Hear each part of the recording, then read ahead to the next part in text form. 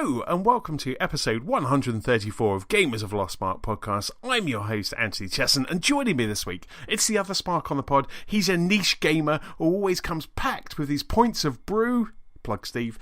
Get it? It's Mr. Steve Carter. Hi, sir. How are you doing? You all right? I'm not too bad, sir. I'm not too bad. How are you? Yeah, I'm very good. Very good. Thank you very much. Thank you for having me again. That's not too... I tell you, I've had a root beer, right? So I don't normally drink root beer when I'm podding, but I've had a root beer and my tongue is going 10 times faster than my mouth. It's very bizarre. But I'm going to continue drinking this root beer. So anything could happen. Just bear with us. Bear with us. It's just no re-records. Yes, yeah, absolutely. Yeah. No edits. We don't edit this at all. It'd be really funny if you could cut it. So anyway, Steve, how you doing? So that was really good. The intro had you was plugging, both of your other wares. How is the niche gamer and points of brew going? Yeah, very good, thank you. Yeah, it's really good. The other site that I appear for, the niche or niche gamer as it translates to, is going quite well actually. Yeah, it's still a slow burner, I think, for the guys over there, but it's you can't take over the world in a month or so. So, but yeah, it's the hits are coming regularly. So yeah, it's nice. It's nice to see. So trying to find new ways to kind of develop the site. So we've banded ideas about having sort of a podcast and things like that, and a bit more video content and what have you. So that's coming on nicely. And the beer blog is also going nice. That's going well. Yes. I was mentioning in the pre-show ramble before we started recording, I'm going to a beer festival on Friday. Managed to wangle Friday off, so I'm going to Leeds Beer Festival this week. And it was also Leeds Beer Week. Was it about 2 or 3 weeks ago now? So yeah, right. I was out in Leeds again a few weeks ago, which is unusual for me. I don't usually go out, but I feel like I've turned into a hardcore ale drinker recently. So yeah, any excuse to go and have a drink and write about it, I'm there, I'm all over it. So I've come equipped with a beer this evening. So yes, I'm fueled, ready to go. Not root beer though. Not root beer. No, this is good. It's good root beer. It's really nice. Strong stuff. So yeah, exactly. So when you're at the kind of festival, will you be kind of logging everything that you're drinking via the Tapped app that we use? Yeah. So I try and keep a log of everything that I drink. Even if it's just taking a picture of it, I can log it at a later time. But yeah, I've got to write about the Verdant evening that we had at North Bar a couple of weeks ago. So I got to write about that on the blog. But I like to take a few pictures of what I'm drinking, where I am. Give a mention to the guys over there. I actually got talking to the guys at North Bar on Twitter actually when I was there on the Friday night. So yeah, I need to go back there and it's I like to keep track of what I'm doing and what I'm drinking. Yes. So it's not that I wouldn't drink the same beer twice, but it's nice to try new things as well. So I think I'm on 220 unique beers at the moment, which is not that's really good. By no means prolific, because my brother, who's been drinking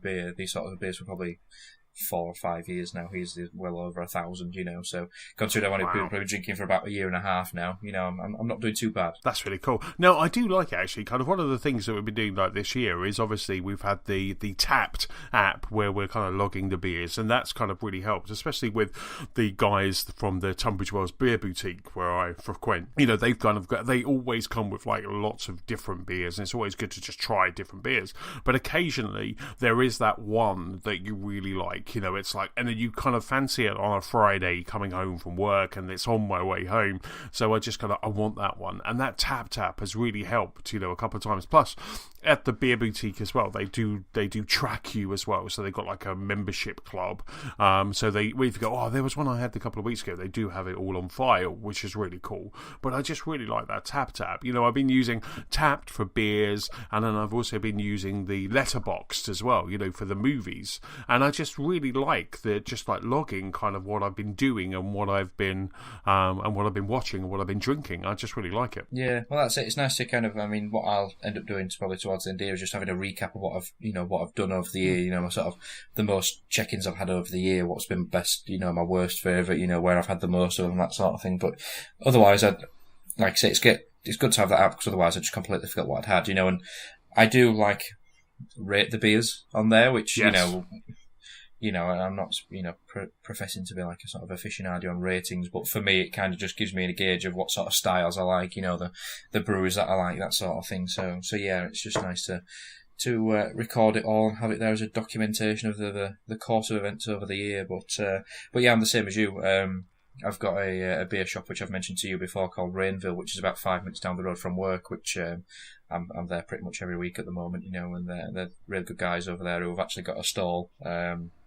They've got a stall at Leeds Beer Week, so they've got quite a few kegs of People's beer from around the country, and they're going to have a bottle shop for takeaway as well. Right. So yeah, so they're going to be there. So yes, it should be good. There's a lot of American beers as well, which I'm really looking forward to. There's a lot of American West Coast style IPAs, which is something that I'm kind of big on at the moment. So yeah, I'm looking forward to jumping into those. Now, one beer that I always look for, but you can never get in this country. I don't know if it's ever kind of gone out, but it's the 21st Amendment Brewery in San Francisco. They do a beer called Hell or High Watermelon. Yeah. And so it's only brewed in the summer months, and then they can it, they kind of put it in cans, put it in bottles, and they also serve it kind of at the 21st Amendment Brewery, which is like not far from IGN's office actually in San Francisco. And so I've been there a couple of times. They normally serve it with a big old wedge of watermelon, but if you see that, I would just get as much as you can, because it's such a gorgeous, refreshing beer. But I've tweeted to them a couple of times and trying to get them to kind of start shipping it over to the UK because it is just so nice. It's just such a refreshing, light. It has that watermelony taste as well, but it's just such a great beer. It really is that kind of.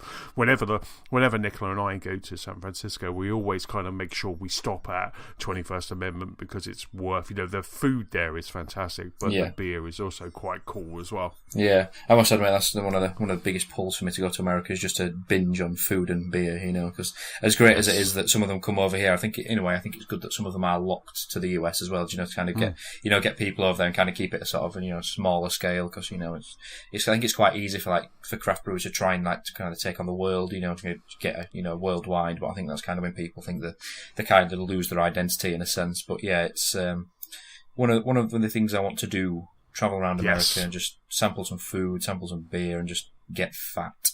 Exactly. Just put on about 3 stone and come home and just not eat for a year. You need 2 seats on the way back. Yeah. And it's just like, so yes, no, that's like, I mean, we're off there in November, and I'm just like, at the moment, there are more places to eat than we have days. So I've got to whittle it down, because I've been watching some programs, and it's really cool, because every time I see a program, like when we're watching like kind of Barbecue Brews and Q's, which talks about barbecue food and beer, and whenever they mention somewhere, I instantly kind of, it looks nice, obviously, and I stick it straight into our Safari bookmarks. We've got like a holiday noms, where to eat when we're there. So we just do like, we categorize it and order it by the kind of city. So it's like New York hyphen and then the name of the place, that sort of stuff. So when we're there in that city, we know to kind of go and check out those places. So yeah, it's so cool. I just love it. I just say, yeah, that's Untapped. What we'll do is where we, in our show notes, if you send me the link to your profile, actually I'll probably be able to get your profile on Untapped, because I follow you. I'm sure we've got friends on there, haven't we? Yeah, exactly. I'll put the links in the show notes to both of our Untapped, and then the other day it was quite funny actually, because the other app that I was talking about, which is Letterboxd. I was looking through there because, as you know, I like to do like that 52 movies in a year, and I was surprised to see that I'm at 41 already. Oh wow! So it's only just September, and and I'm 41 movies already. So I've only got 11 movies left to go, and then I can just watch not Guardians of the Galaxy, Infinity War again and again and again. Because that's all I seem to want to watch all the time now. So are you kind of just watching the movie once and move on to the next one, and then just do that and not watching anything else in between? Is that literally what? So is that the idea? To just kind of watch new things and that's it? Or no, I mean I'm watching movies I've seen before. Like Infinity War arrived this week on Blu-ray, 4K Blu-ray. Yeah. So I just sat and popped that in to just have a look at it. But I ended up just watching kind of most of the movie, and I'm going to watch it again at the weekend and stuff. And I've already watched it since it's like come home. But the idea of my 52 movies is so I can just keep watching new stuff, because otherwise I'm very tempted that I would just just sitting there, and come Saturday night or whenever we want to watch a movie, it will be, I'll put Batman versus Superman on, or Justice League, or a movie that I've seen a million times before. Just a bit of background noise. Exactly. So what I want to do is I want to just continually kind of push, and because when I was younger, I used to watch just a ton of movies. I was a big indie movie movement fan, and I found myself kind of not doing that. So by doing the 52 movies makes you pushes you to kind of watch these other movies. Like at the weekend, Nicola and I watched the Guernsey Literal and Potato Peel Society, which we picked it because of the title, You'd have to, wouldn't you? Yeah, exactly. But it was such a great movie. It was like a World War II kind of drama, about kind of like Guernsey being almost like a Nazi concentration camp, but during World War II, and there's this book reading club that kind of found solace in books and other things, and I won't spoil it. Spoiler alert! I won't spoil it. But there's a writer in London who kind of finds out about this book club, and then she goes to Guernsey, and it was just a really lovely movie. It was like a really nice movie. So I was really it warmed your cockles on a Saturday night. It was very cool. Bit of relaxing and gentle watching. Yeah. Exactly. So there's amongst all the TV that we're watching, it was really good just to kind of see that. So have you been up to anything else apart from, obviously, you're going to the Beer Festival on Friday? Anything else that you've been up while we've been away? No, it's been a while, hasn't it? No, just catching up on a bit of gaming, trying to get into a bit more reading as well. That's something I've tried to do this year, is just read a bit more on a night rather than relying on watching the telly on a night. So my only problem is I can read for about 5 minutes and instantly fall asleep. It's like my kryptonite. I can literally any time of the day, if I start reading something, that'll be it. I'll just fall asleep straight away. Like, wow. So it takes me forever to read a book. Like, it takes me so long to get through it. So I've been trying to do that. But yeah, the main thing is since we've last recorded, is Bake Off started, didn't it? So that's in its second week. That was last night as we record on the Wednesday. That was last night. So I won't mention it in case there's people that haven't watched it by the time this goes out. But yeah, I've been watching that. But I don't know if you watch it, but the new series of MasterChef Australia started not this week, recently. I think it was last week now. Right. But yeah, we like watching that. We really like watching that. So it's a bit like the the series that's on Netflix for the American show. I can't remember the name of it now. You were talking about it the other week, the cooking or the baking program. Yes. Yeah, I don't like watching the English MasterChef, but MasterChef Australia, we love it, So yeah, that's kind of our binge watching as well as Bake Off at the moment. So yeah, it's all TV at the moment. It's getting to that year. Strictly starts again, doesn't it? Soon. So it does indeed. I'm very excited about that. Not that I watch it, but I'm very. No, come on, admit it now. Come on, we all. I'm proud to say that I watch Strictly. Exactly. Yeah. It's quite funny. I want to watch because they have one in America as well, don't they? They have. Dancing with the Stars or something like that. And I was saying to Nicola, I was like, should we watch both of them this year? Should we double up? Kind of watch two. But I think the Bake Off's kind of getting off to a really good start. There's already some favourites. Raoul, who was in last night, I think he kind of instantly kind of went to a lot of favourites. I think he was UK's favourite last night, but he was absolutely superb, and I really like him from the first one as well. But he's definitely kind of a favourite, and there's just a really good mix of bakers this year. Yeah, I was really concerned when it went from BBC, but I think it's since Sandy and Noel Fielding have taken over, I think they do a really good job together. I think they've kind of not to replace Mel and Sue at all, but I think it's the next kind of best partnership that they could possibly have had. So yeah, it's, I still really like it. It's kept true to its origins. I like to as well. It's to get true to what it is. It's not changed too much. So yes, it's nice. And it's really interesting because there's not another program apart from Making It that has that kind of magical special sauce. There is something about Bake Off. You forget about your crappy day at work, you forget about all of that. When Bake Off's on, it's just people getting emotional about cakes in the tent, and it's just amazing. I felt so sorry for them last night because obviously they're filming it now when England was melting at that point when they were filming it, and the fact that they had to do chocolate work in 32, 33 degree heat, and it was just crazy. I felt really sorry for them. Yeah, in the one year that we actually had a decent summer, You know, it's like, Yes. there you go, do some tempered chocolate. You know, it's when it's already warm enough in that tent it is. Yeah, it's like saying they're pushing 40 degrees outside as well. You know, it's to consider they had to contend with that. I think they pulled some amazing things out. You know, They really did. I wish I could, had that skill to kind of bake and craft to that extent. You know, that's one of my things I need to do this year, is kind of get a bit more proficient in this sort of the baking department. So that's one of my things, I think, to try and push myself a bit more, because Anna's really good at doing like main meals and things like that. So baking, she's okay at, but her main forte is like the Sunday roast and things like that. You know, so I think I need to pull my socks up a little bit and get on the dessert scene a bit more. So that's it. See, when you come round to the Carters, and then you're there pulling the dessert out of the fridge. That's it. And a mousse-bouche. Exactly. Start simple, start small, and just kind of do that, and then kind of work your way up to a croquembouche. Yeah, three-tiered tempered chocolate cake. Yeah.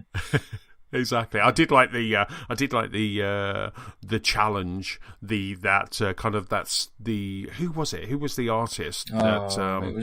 Monet. Monet. It was like Monet's birthday cake. That looked really nice, because I like pistachio anyway. I'm a big kind of a bit of a penchant for pistachio, and that just looked yum. I just wanted to jump in on that one. Yeah. Although colouring it with, what was it? Colouring it with? Was it spinach they were colouring it with? It was spinach. Yeah, it was like spinach puree. Freaky. Yeah, it's been a bit odd. Yes. So, but I do love pistachio cake, or like a pistachio dessert, or pistachio ice cream. Yeah, I do. I'm a fan of that. Yeah, I made a 3-tier pistachio sponge. I think it was last year or the year before, and that was just like so cool. We got this pistachio paste, and it was just, oh my god, it was just so nice. I was just there spooning the buttercream at one point. I'm there making it, and Nick is like, "Are you going to make that cake or just eat the buttercream?" And I'm just there with a big spoon in my mouth with the buttercream. But anyway, enough about cakes. I'm hungry now. Enough about cakes. What have you been playing, Steve? So recently I've kind of since we last played, I haven't played a lot until kind of like last week, really. But yeah, over the weekend, Anna was working on Sunday, so she works from home now. So yeah, I kind of just had the house to myself. But yeah, I found myself jumping back into Captain Toad on the Switch, so that's kind of just sat there for a little while. So I jumped back in that. I think I'm most of the way through the second chapter now, so I'm actually playing as the Toadette section. So that's keeping me going still. Excuse me. That's still such a nice little game, just a perfect little Switch game that you can just dip in and out of, just come back to as and when you've got time, but still just offers you so much to do, in terms of, yes, that it does mean replaying the levels, but, to find a little pixel Toad and, do the challenges and objectives, get all the stars and the gems. I know it's probably yours and Nicola's probably worst nightmare, where you can only move on when you've got all the things each level at a time, So yeah, I know it's probably not the best for you guys, but yeah, it's just a nice, relaxing game. You can just sit there and just watch time go by. You're not shouting at the screen, or you're not screaming at it because you got shot through a wall on Call of Duty or something. So yeah, it's just nice to just wind down and just I think I just had a bit of TV on in the background. Just sit with your feet up and just have it on. So that's the. That was on Sunday, and at the same time, I finished Doom off, which was on Game Pass recently. That came out on Game Pass this month, just gone in August, which I'd not actually played it until now, but that's such a good game. That was such a good game. That was kind of kicked me back off in terms of, getting back into gaming, because I was like, I'm just a bit bored, really. It's coming thankfully we're coming towards the end of the summer now, so we've got things coming back out again. But yeah, that looks so good. Just having that in 4K and HDR, that just looks so good. Just in a different way to Captain Toad, it's just a game that you can just play and just mindlessly just running around, just shooting things and blowing demons up, and that kind of did induce a little bit of rage every now and again, but yeah, it just looks phenomenal, doesn't it? Considering, it's a couple of years old now, so it's not too old, but even still, that's one of the best looking games I've played in a long time. In 4K and HDR, that just looks stunning.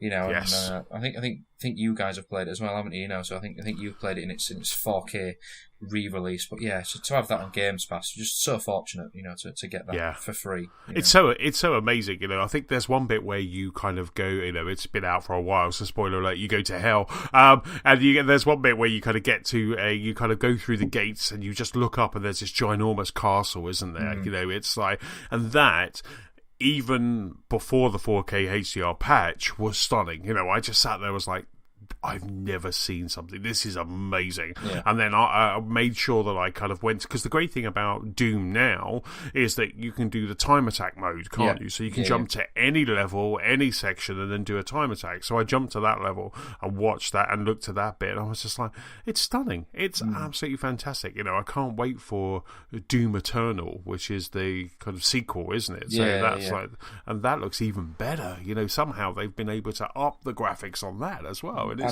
it's such a great game, and like I say, to have that in Game Pass is crazy. Yeah, I know, and the, you know, to think that, you know, that it runs as well as it does, you know, on the Xbox. You know, it's silky smooth. There's no issues with the frame rate or, you know, sluggish at all. It's seamless. You know, it's just perfect. You know, it just runs spot on, like you say. Just to see the trailers already for Doom Eternal, you know, just to see that already they've got a few new ideas and a few little tweaks in there to you know, pull it forward into a sort of a new and better game, you know, because, you know, I think I saw a meme on sort of like Facebook or something saying, you know, and on Twitter about Doom saying, why would he jump back into hell when he's defeated it all? And it's like, well, there won't be a second game if he didn't jump back into hell, you know. So, but yeah, just to have I think he's got like a new ability, like he's got a chain that he can fire out of his arm and it drags him towards enemies and things like that, hasn't he? So, you know, there's some new mods for the weapons and everything. But yeah, that would just be so good, you know. It's like, it's just nice, like I say, in a different sense to just have a game that you can just sit and play and just forget about things and just, you know, like I said, blow some demons' heads off and, you know, punch them in the face and, you know, just jump around. So, yeah. Rip out their heart, you know. And that's one of the gruesome, though, isn't it? It's just really brutal. It really is. Yeah. One of the best things about Doom that I found was normally whenever you're kind of playing any first-person shoot 'em up, the shotgun for me is always the gun that I will put down.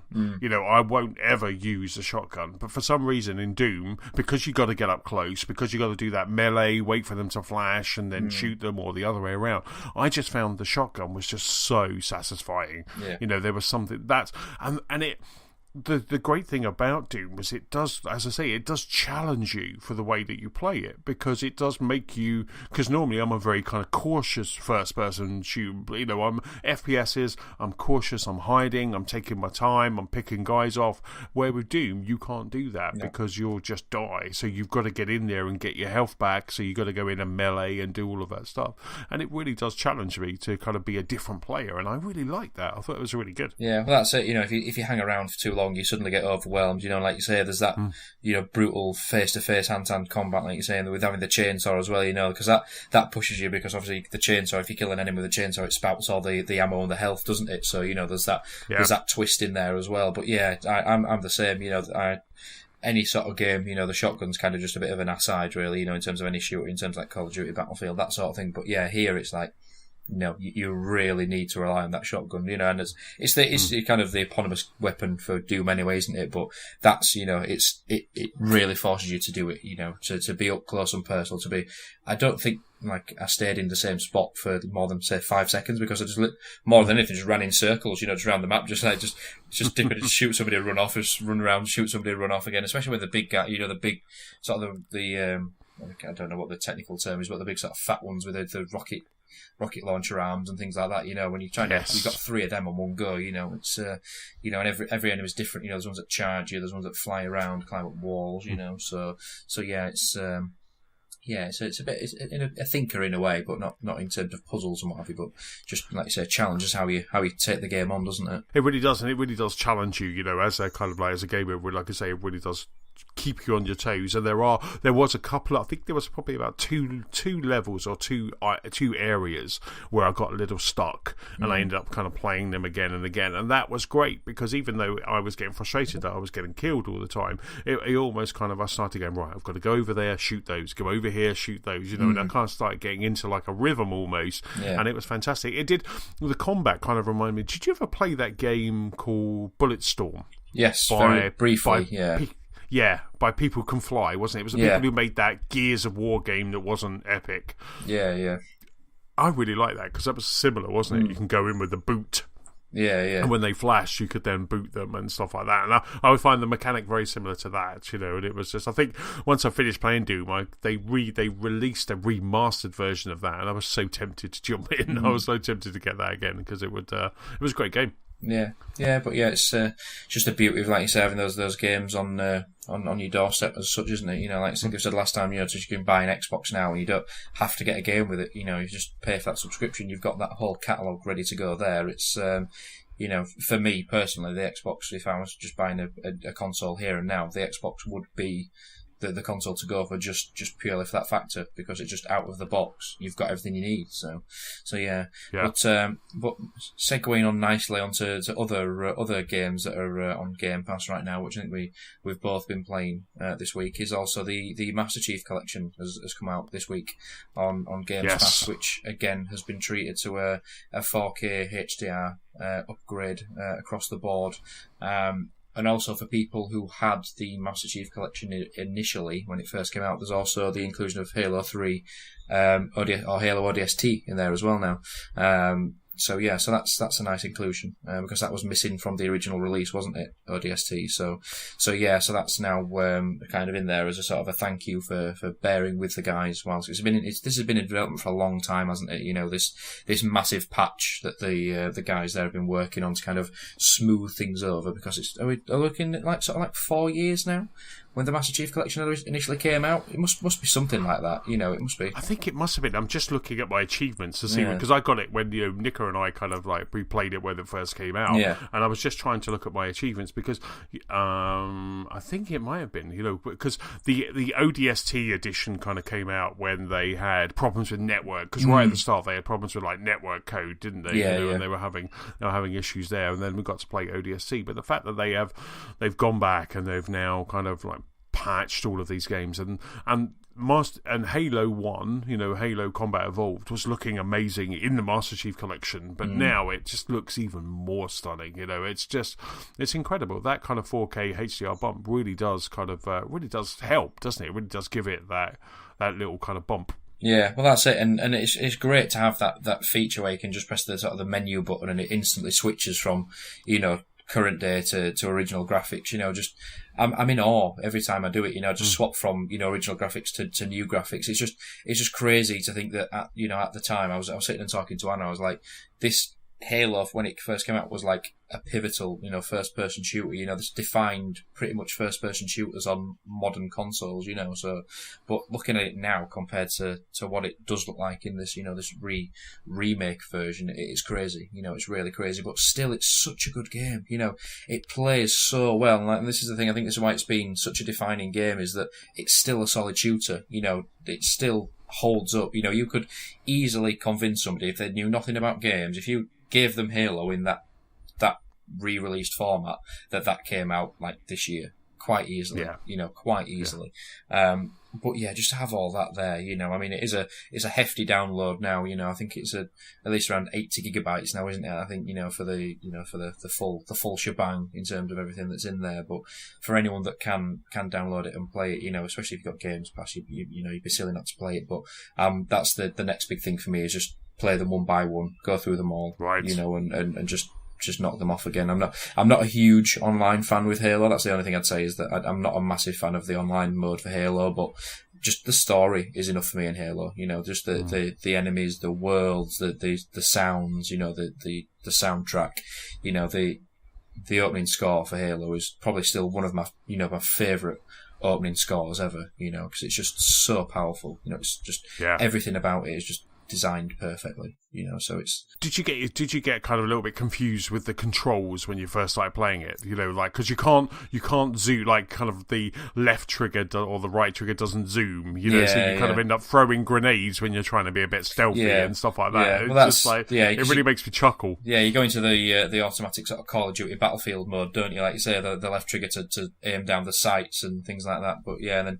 right bumper to reload as well, things like that. You know, it's in B to melee, and, you know, left stick to crouch, that sort of thing. So yeah, but I like that. I don't like it when, you know, games just copy a sort of a button layout just because it's the common thing to do or the easy thing to do. You know, I like learning. You know, I like learning to play a game. You know, and having to think about things. You know, because it's just easy to play any game. You know, you pick up any shooter these days, everything. You know, Y changes. You know, your weapon. B reloads. A's jump. Or X's reload. You know, B's crouch or whatever, so everything kind of follows the same suit. But yeah, it's nice to have something a little bit different. Yeah. But yeah, just still flicking between sort of new and old school mode. Just So how far have you got so far? Are you just still going through Combat Evolved? Yeah, Yeah, I'm still only in Combat Evolved. I think I'm only on the 4th level where you go up into the gravity lift into the Covenant ship. Yes. After you've landed on the Halo. So yeah, I'm still kind of early days. I'm only playing it sort of like an hour on a night after work. So yeah, I'll probably just have a quick blast on it after we've podded tonight. But again, I don't mind. I just like savouring it. Just like, even though it's an old game, just like going back and just savouring every moment it's got, because like I say, just looking at it, hearing it, feeling it, it's just such a good game, and like I say, even just playing sort of, I think, Halo 4, that sort of thing, obviously, because it's kind of, people say that obviously its best days were Halo 1, 2 and 3, but even just to go back and play them all, just to have those moments again, because I don't think games really do that anymore, and I think that's a problem in terms of these days in games, there's not many new things in terms of the wow you anymore, for me personally, I've not had a wow moment, in recent years as much as I have sort of these older games when they first came out, so yeah, just to kind of recapture those moments, it's nice. It's cool. I'm just having a look on my achievement app, and the first achievement that I logged in on the Master Chief Collection was the 11th of November 2014. So yeah, 4 years this year then. So yeah, 4 years this year that's been out. Yeah, because like Nicola and I went through all of them. So when you get through and when you finish 4, are you tempted to then jump into 5 as well? Because 5 is on Game Pass as well. Yeah, it is, to be fair. And I can't remember I think if memory serves me right, I think I got about halfway through Halo 5 and fell out with it. I think I got stuck on a level and I just fell out with it. So yeah, I don't know. I think I don't know if I've kind of fallen out of love with Halo, and since it's changed from Bungie or not, but I'd be interested to see where Halo goes now from here on in, so it's kind of Halo Infinite. Yeah, Halo Infinite. Yeah, there it is. It's kind of, where's it going to go? Because I think they were kind of the rest on the laurels of kind of just it being Halo to carry them forward a little bit, so it's. I'm excited, but I'm also kind of, I might go back to Halo 5 and try and polish it off. But, I mean, it looked brilliant. Don't get me wrong. I mean, when Halo 5 came out, it looked fantastic, so it's, again, really good effort by them to make that game look like it did, because it looked superb, so yeah, but I will probably just kind of do it to say it's a notch in the belt, as it were, just to say I finished it. But yeah, the main draw for me is sort of like Halo 1, 2, 3 ODST, and then probably 4, and then maybe go to 5 later on. So, yes, but yeah, that'll keep me going for a while. A significant period of time, anyway. Indeed. I know I'm in the minority, but I really want Reach. I really want Halo Reach. I remember when Halo Reach came out, Nicola and I played that so much. We used to do the daily challenges. So they had like daily challenges. They had like an iPad app or a web page, and every day it would refresh at like 11 a.m. And I remember kind of working from home. I was doing a project where I was doing for a project for a client in Germany. So I was doing a lot of it working from home. And I remember like 11 o'clock every day, kind of like you check the website, check like HaloNet or whatever it was called, Waypoint, and then you just get the today's challenges. And it was just like so much fun, like leveling up. And I really enjoyed Halo Reach, and I would just love them. I doubt if they're going to do it, because they would have done it now, I would think. But Halo Reach was really cool. Like I say, it's just a moment I loved. There was because you got to play different characters similar to ODST. There was a sniper, and the sniper levels are really cool. I remember kind of sidestepping up a mountain, and I know I can play it. I've got an Xbox and I can just kind of fire it up, but an Xbox 360. But I just kind of want that. I want that kind of Master Chief treatment on it. I'd love it to be 4K HDR, because it was a good game. It was a good game. Like I say, I know I'm a minority on that one, but it was just I wouldn't mind Halo Reach next, please. It's so funny. They deliver this patch, they give us that, and then we're like, oh, that's great, thanks very much. Can I have another one now? Yeah, please? But where's Can Reach? I have Halo Reach? Yeah, exactly. But that was just. But the thing I do love about the Master Chief Collection is the new cutscenes, because the cutscenes for like 1 and 2 are just movie stunning. They are absolutely fantastic. It was, who was it? The Blur Studios, isn't it? It's Blur Studios who did all of the new cutscenes. They're incredible. They're absolutely just fantastic, and I love just watching those. And with the Master Chief Collection, the great thing about it is that you can say, right, I want to play this from Halo 1, this from Halo 2, and you can actually make up your own playlists and then just get just a link. You can just do it, and I just think that's really cool. I just really like the way that they've kind of mixing it up.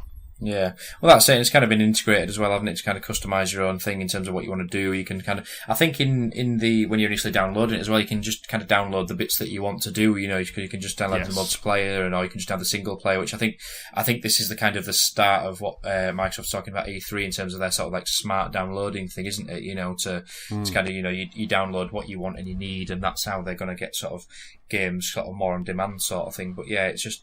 I think in a way, if games do that in the future in terms of like that Master Chief Collection, that if say you had a Halo hub where all your Halo games are in one part, you had a Call of Duty hub where all your Call of Duty games are in one go, if Microsoft are going down the digital route that they're saying potentially that we are, I think that might be the way forward, to kind of have everything in sort of one hub, then you can, like you say, I want to do that from that one, or I wanted to play a bit of online on that one, so if that's a sign of where things are headed, then I'm all for that, because it, like you say, it's just a perfect little bundle to have everything housed in one area. Exactly, it's really nice just to kind of just job that in. I mean, speaking of Game Pass, which obviously Master Chief Collection kind of came out the 1st of September, didn't it, for Game Pass?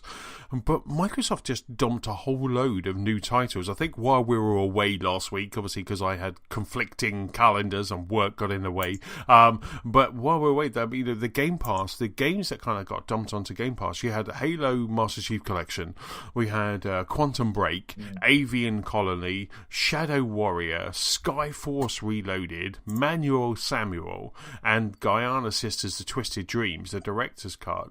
And there was also a game called Graveyard Keepers that came out the week before. But all of those games got added to Game Pass, and I think today we've got On Rush. That game, the driving game that kind of I played at a quick go of the beta, On Rush, and also Snake Pass as well. So those games are, there's just some really good games there. If you haven't played Quantum Break, and that's got a 4K patch now. I think that's another like 80 gig download for that. But there's some really good games there, and it just proves that they keep adding to that subscription. And it was quite funny actually, because the other day I sat there and I was just looking through Game Pass, and I was really impressed at the amount of titles that are on there, like these AAA titles, Sea of Thieves and Gears of War and Halo, and it's just, and obviously Forza Horizon is going to be going in there, day and date when that comes out next month. It's just really impressive to see all these games, and it must be making money, or it must be making financial sense, because otherwise Microsoft wouldn't do that. Those games that we just talked about, Sea of Thieves and Gears of War 4 and Forza Horizon 4, they must be making enough money on Game Pass and outside of Game Pass for them to be on there, because they're amazing titles, and I'm just hoping that those studios and Rare and 343 and those other studios, I'm just hoping, and Playground Games, I'm hoping that they kind of get the benefit from that, and that they're aware of how many users. I mean, we had Sea of Thieves last month say that they had 5 million pirates, so that's a great number, it's a great number for your online content. So yeah, I just had that moment, it was early in the morning, I just had my cornflakes, I was kind of just had that moment, I was like, wow, that's just a really good service. Yeah, well, this is it, and like you say, it's got all those the big titles on there. But like you said, the support for the smaller games in there as well. Because I know that I've just dipped in and out of kind of like the Ruiner that's on there, which is kind of like a top-down sort of twin stick shooter. And I've also is it Humans Fall Down or Humans Fall Flat, which is kind of like a sort of like a physics, like a little physics-based game, where you have to kind of like a little puzzle solver. But it's these sort of things that for the little guys as well. These games would probably otherwise go unplayed or missed, So I think they're just as important, to the Games Pass feature as the big guys as well. But yeah, I'm like you, because I think we had this debate in the WhatsApp group that we've got going on about when Forza Horizon comes out. Yes, it's going to be free on Games Pass, but like yourself, you're going to buy the sort of the beefed up edition, the gold edition, But I'd be interested to see in terms of what the likes of these guys get for people playing it on Games Pass, like you said, because Microsoft are getting £8 a month out of people, but what do these guys get for that? What are they paying them at the back end for this? Because like you say, it must be making commercial sense for both Microsoft and the developers, because otherwise they wouldn't do it.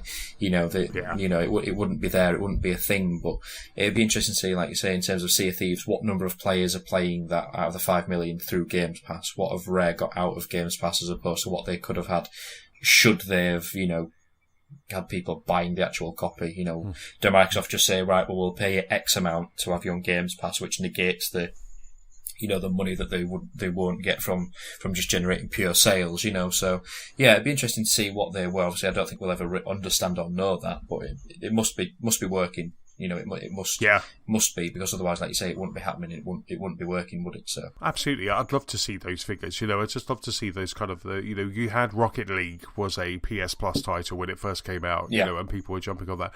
Just last month, again, we missed that news story last week, but just last month, and available now, Destiny 2 is available for free for PlayStation Plus members. And it's those. You've got The Division on Game Pass. You've got Doom, as we were talking about, on Game Pass. There's these AAA the kind of third parties titles, the non-first party titles are just there available, and I'd love to see kind of whether people then take a punt on those games and invest their time, or they are just like, look, we've sold it to everyone who would ever want to buy The Division. We've got another one coming out. We want to remind people that it's still there. So here you go, and it's just really interesting. I just had a moment where I just found all of that incredibly fascinating. But it's good to be in that boat, though, isn't it? Like you said, to be in that boat where there is, in a sense, too much to play, or there's all this choice, the things to play. It's a great situation to be in.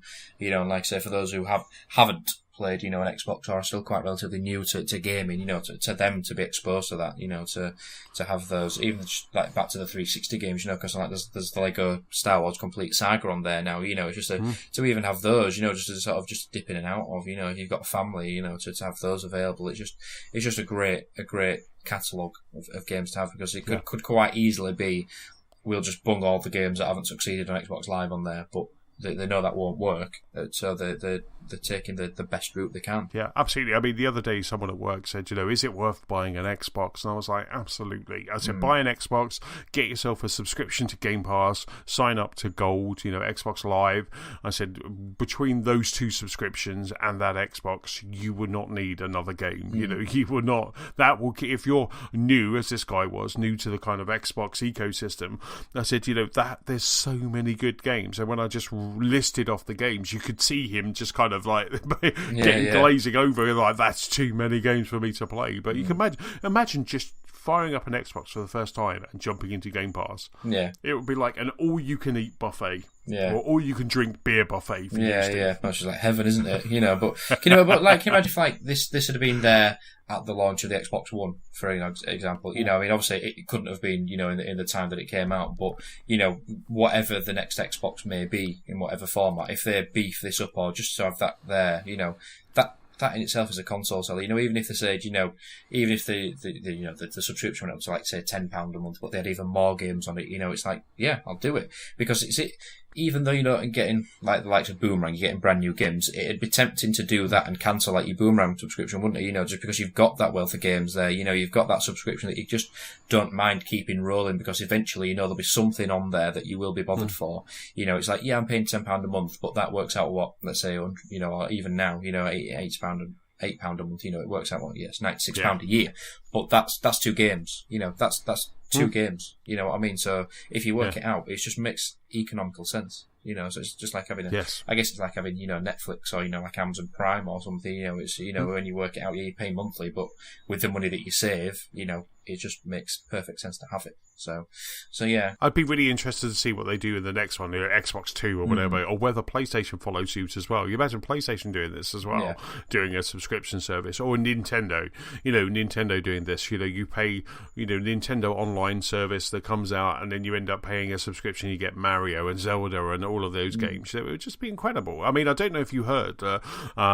Again, last week, we missed all the big news stories last week, but last week they had Microsoft announced this rental service. Well, not rental service, it's almost like a buy now or get it now, pay later kind of Xbox, like an Xbox subscription service, where it's only in America right now. You can get either an S or an X, but you pay a monthly 0% APR fee, and at the end of the year, I think it's like they split the cost of the Xbox over this year, and then so you pay like $34 for an Xbox One S, and at the end of it, it's yours. So you're just basically paying an Xbox. It's like you get it on like kind of like a catalog or something like that back in the day, you know. And but it's 0% APR, and you're getting this and Game Pass and Gold all thrown in for like $34 a month, you know, for an S, and I think it was like $50 for an X, and that's fantastic, you know. If you and I just, it's really interesting because Microsoft will say that this is running until the end of the year. They're trialing it, so you have to go into a Microsoft store to get it, but then they were trialing it that way. So you can imagine if maybe they're kind of just playing around with some ideas, that all of this is that kind of, look, we haven't won the quote-unquote console war this generation, but let's get all of our ducks in a row. Let's kind of work out all of these things to give us the killer console next time, you know, and it's still my default console, and the games that we've got, and, you know, obviously, you know, you guys, the other Sparks, know, and I apologise, you know too well that I'm incredibly excited about Spider-Man coming out on Friday. I don't know if you picked that up from our chat. I think we've done well here. We've been recording about 40 minutes. I think we've done well to avoid the mentions of... Exactly, but you know, I'm incredibly excited about it. Spider-Man is this year's Batman, and you know, I'm really excited about that. But the last time I fired up my PlayStation was God of War. The time before that, it was Uncharted. You know, so my PlayStation for me is that first-party machine. You know, all my third parties over there. So I already think that Microsoft have a killer console. But you imagine the next one when it comes out, and it's got Game Pass. It's backwards compatible. If you wanted to, you could buy it kind of in this incremental kind of cost method.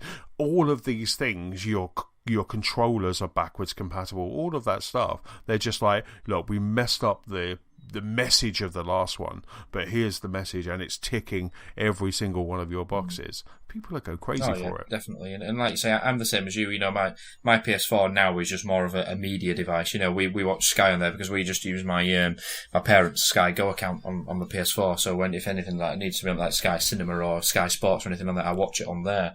I have God of War from Boomerang that I need to play, but I'm the same as you. Like, yes, Sony have a great, you know, sort of selection of first-party titles as Xbox do, but for me, the Xbox is my default go-to for anything third-party. You know, just because historically, you know, I think things have run a little bit smoother on Xbox, and sort of like the Xbox Live subscription has always been better in terms of, you know, the infrastructure, with obviously, you know, the PSN being a bit, you know, shaky at times. So I've always defaulted to Xbox, even though I was kind of Sony as a child. But still, to have both, like you said, if Microsoft do that at the start of the next console, to like you say, give people a 0% loan in effect to buy an Xbox and just break the cost over the course of however long. Everybody wants to pay things monthly these days. You know, whatever it is, you know, everything is paid monthly. You know, everything these days. But even if people have the option to buy things outright, they just pay for it monthly because you can get 0% APR or fine or something, you know what I mean? So that will instantly get, I want one for Christmas when it comes out, but I can't afford it. Right, well, we don't have to pay anything, we'll just pay it monthly. Fine, you know. I think that would easily see a massive surge in sales. Easily, you know, considering, you know, people, the affordability factor is no longer a problem, you know, and whether or not that's kind of them already preparing for the inevitable, whether, you know, game kind of goes under again or not, I don't know, you know, because if they start pushing these sort of more out of their own brand Microsoft stores, if you see some more Microsoft stores appearing in sort of town and city centres, then maybe that's what they're aiming for, you know. So, you know, or maybe selling them all through the store online. You know, I certainly know that if I had that option, I'd go for that. You know, I'd just be like, well, it's not costing me anymore, so why not? You know. Why wouldn't I do that? You know, when you go to the US, and, you know, our listeners in the US will be able to kind of attest, you know, every mall now has a Microsoft store. You know, they're as commonplace as an Apple store. You know, whenever we were like in San Francisco or New York, you know, New York's got a ginormous Microsoft store. I think on Fifth Avenue, it was kind of where the old Disney store used to be, and it's an incredible store. You know, and that's it. This offer that they've got here, you have to go to one of those Microsoft stores. So you have to go to that mall. You have to go to that place, and then they did it through their quick credit check, and then off you went. And if they're getting into this model ready for the next one, like I say, they're testing it until the end of the year, Game Pass until the end of the year. We've got all of this stuff. It just looks like, Phil's Wonder Console will be the next one, and that should be the name of it as well. Phil's Wonder Console. Don't worry about Xbox anymore, just Phil's Wonder Console. And it just, when you boot it up, there's a big picture of Phil Spencer. It's just like the shell is a big sort of 3D cover of his face, it's just... That's it. That's all you need, and it's 3D like that Brandy Snap from the Bake Off. It's 3D like that. So as it lights up, it just lights up. His eyes light up. He's just and he just says, "Oh, that would just be so cool." That's what they should do. Phil's Wonder Console, name of this podcast as well. I'm sure when he listens, it'll cross his mind. Yes. So we'll tweet at Phil Spencer. So Steve, Master Chief Collection, anything else you're playing, or is that it? That's pretty much it for me now. Yeah, it's just going to be whittling the time away now, I think, till Red Dead Redemption and Forza Horizon 4 come out. So yeah, that's all. I think that'll tide me over nicely. As I was saying on the before we started recording, I've booked the day off for Red Dead when it comes out on the Friday. I got a bit of a jibe in from James because I booked the day after the Super Bowl off already, and he was like, I'm still betting on the Super Bowl happening before Red Dead Redemption 2 comes out. So I'm like, oh, you've always got to burst my bubble, Thomas. But I understand his worries over that, given that it's been delayed already. But I'm confident we'll see that come. Is it the 26th, 27th of October, the Friday? I'm confident we'll see that. I'm more than confident. So yes.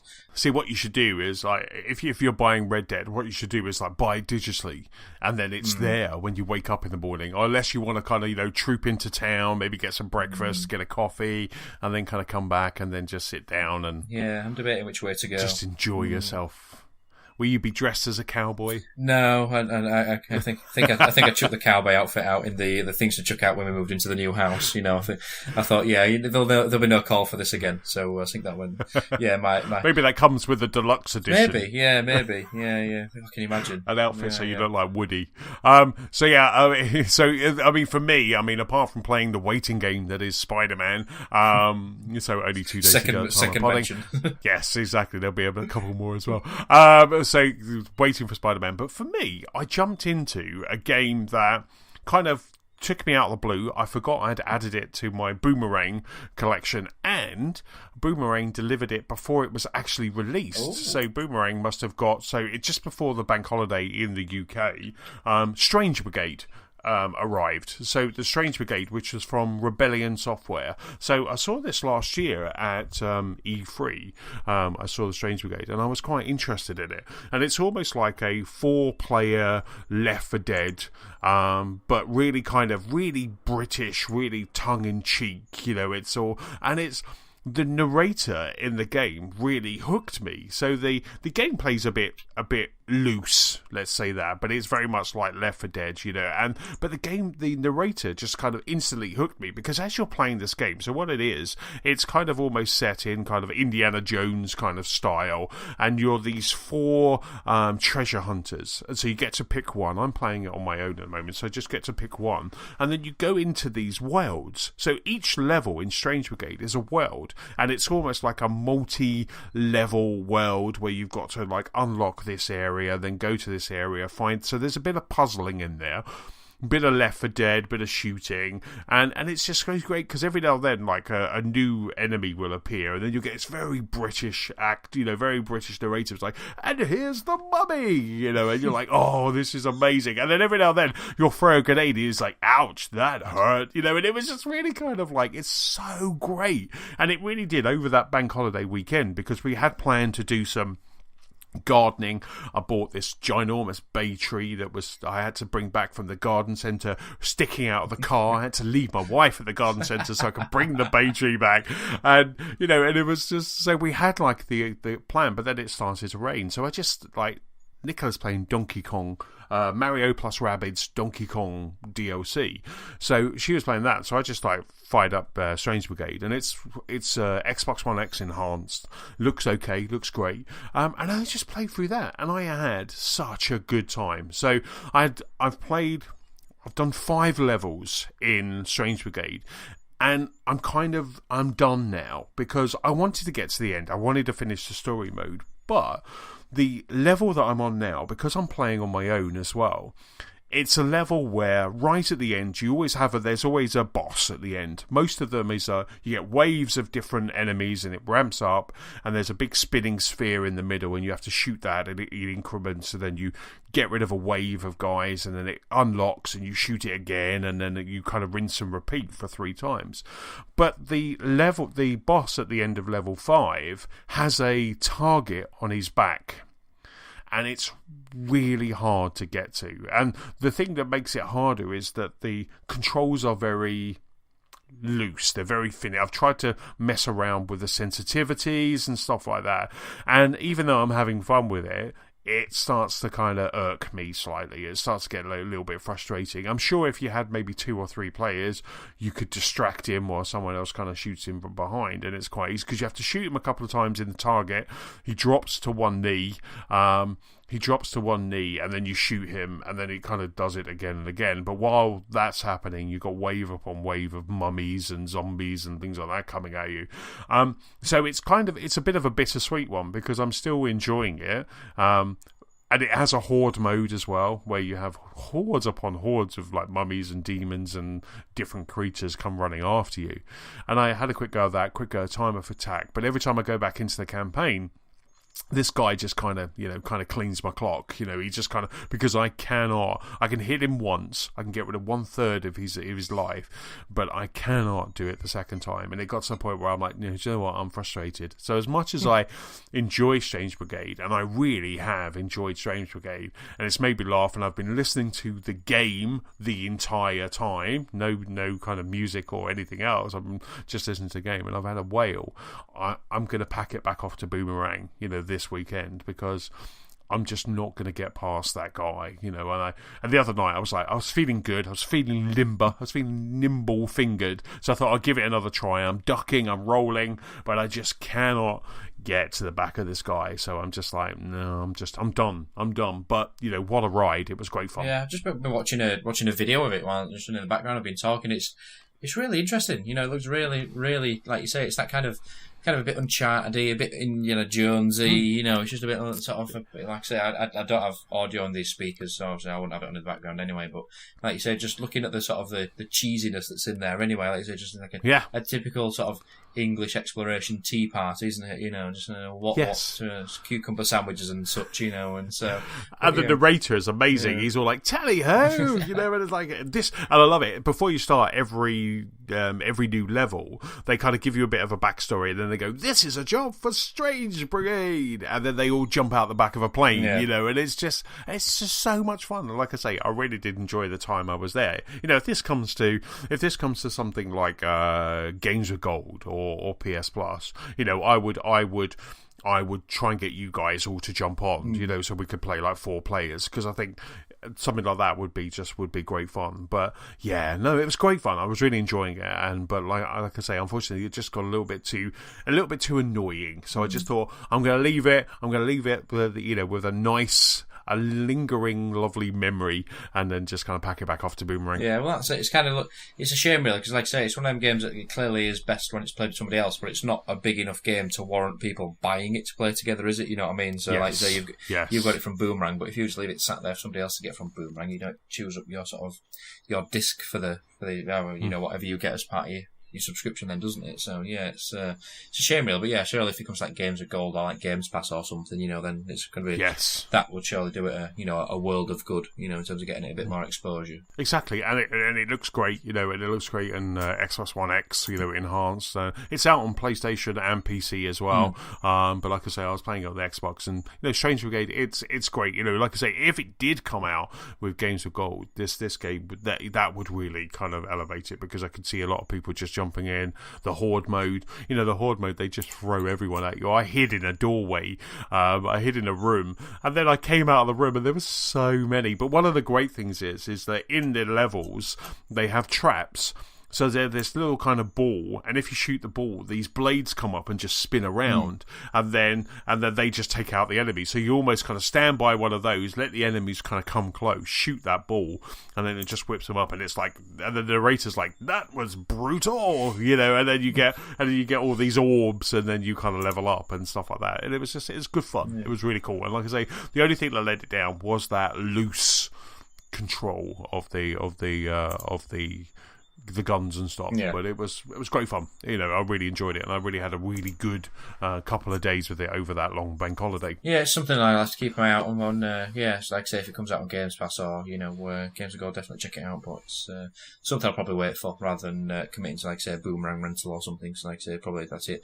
A novelty of it will probably wear off on your own. Absolutely. Like I say, 4 levels in, and then that 5th one, that boss. I might have one more try. I think what I might do, obviously, because Spider-Man comes out on Friday, maybe I'll have one more go tomorrow night, and then just before Spider-Man unlocks at 11 o'clock, and then I will maybe just have one more go and then pack it off to Boomerang on Friday. So that's it. So that's what we've been playing. So let's jump into the news, Steve. Before we start the news, don't forget you can rate, review, and subscribe to this very podcast for free on iTunes and YouTube. So, in the news section this week, we have more information on Anthem, we have information on Call of Duty, Spider-Man's DLC, I'm saying that again, and also Superman is Witcher. But the first piece of news, Steve, is with you. Yeah, like you said there, so there's finally a new bit of information about Anthem, which is nice to see. Given that we saw, did we see Anthem for the first time at E3 this year?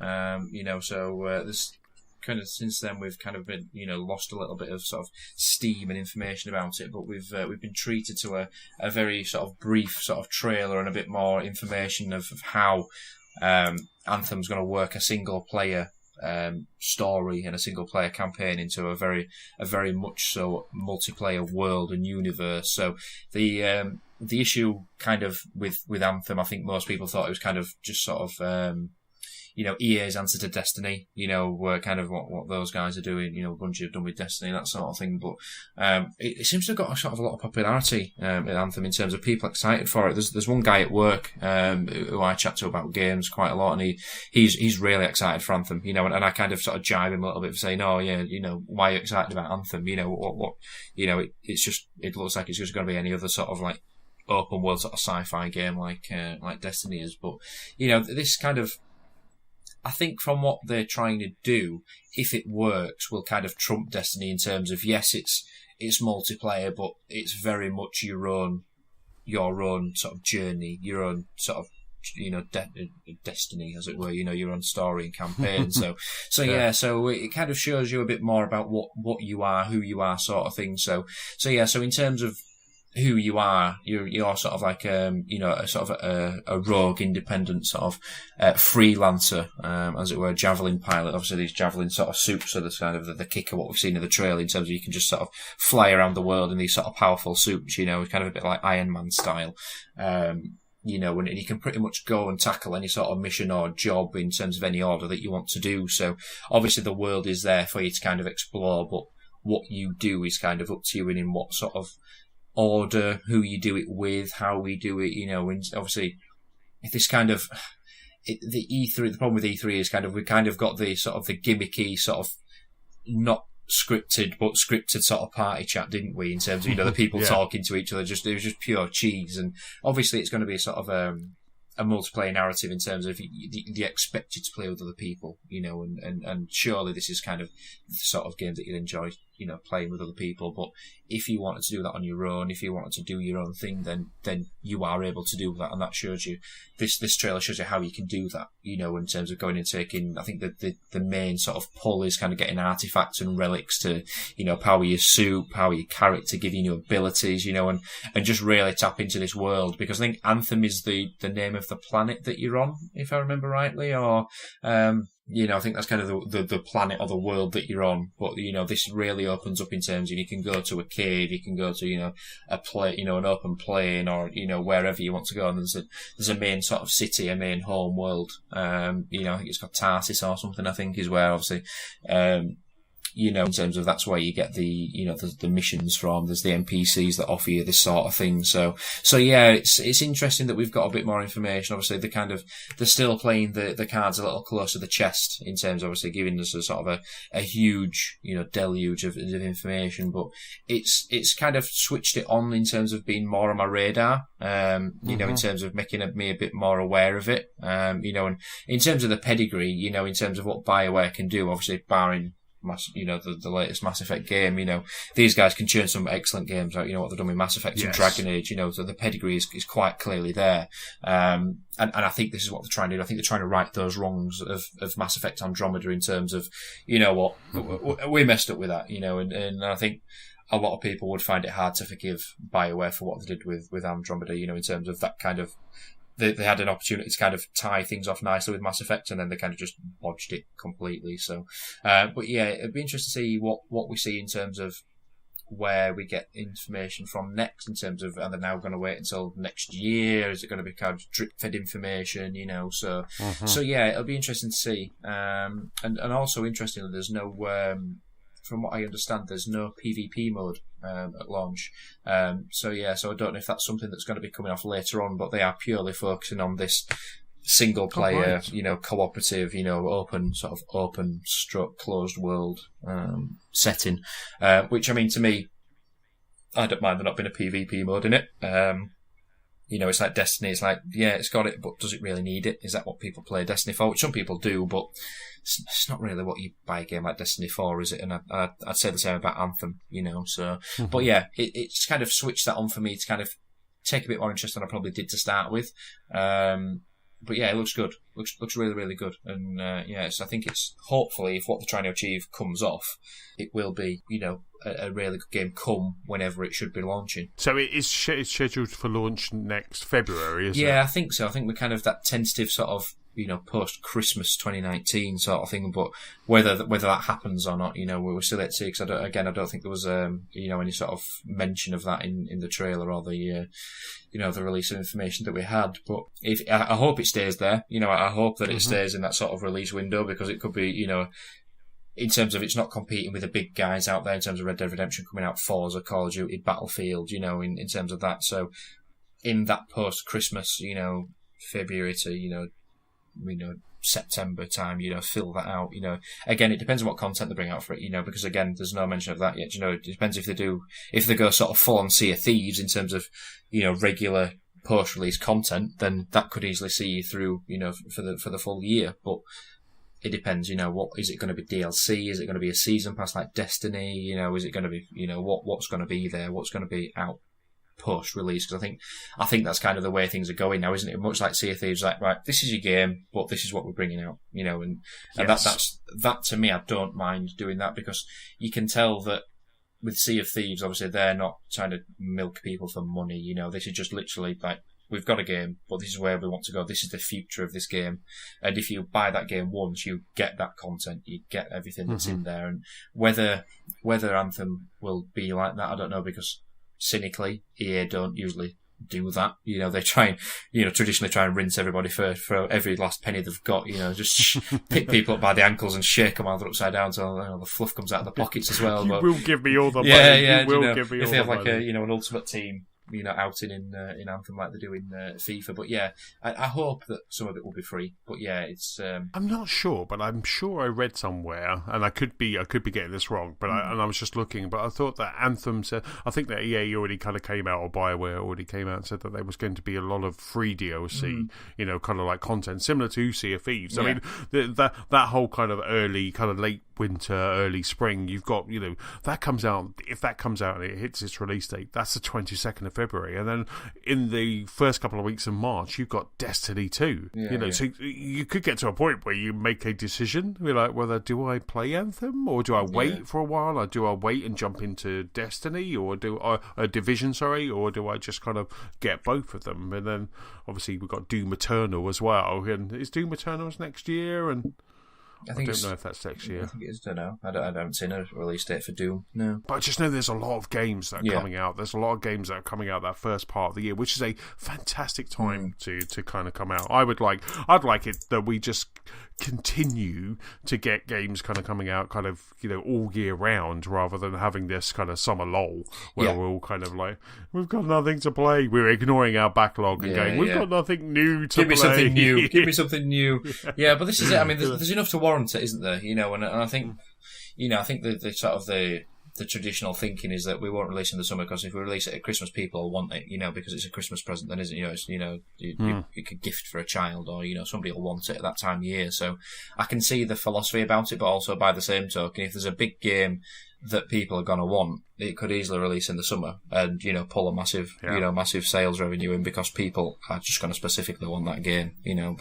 But yeah, you know, and I hope that is the case in terms of what you're writing, what you're saying, that obviously they will be releasing a lot of sort of free additional content, you know, because I think that would kind of rebuild the relationship that, you know, for BioWare and the fans. But yeah, it'd be nice to see, like you say, just to have something to keep you going all year round. Yeah, absolutely.